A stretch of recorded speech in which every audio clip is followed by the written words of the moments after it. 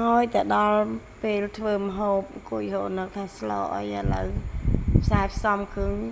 បានហើយទុកឆាក្តៅកង្កែបមកចានធំមើលដាក់ខ្ទះចូលមកដាក់ខ្លាញ់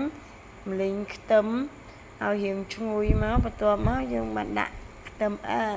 ម្ទេសច្រាមចូលឲ្យឡើងប្រេងចឹងមក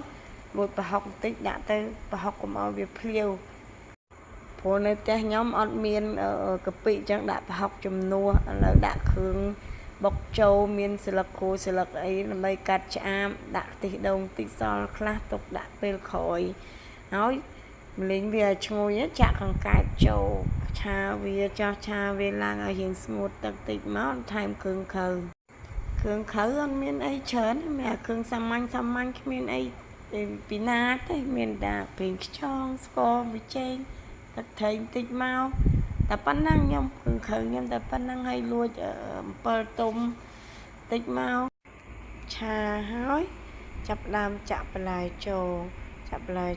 ឆ្អិនហើយបងប្អូនគ្រាន់តែអត់មានស្លឹកម្រះភៅហើយនឹងស្រែកដីទេប៉ុន្តែឆ្ងាញ់ដូចគ្នា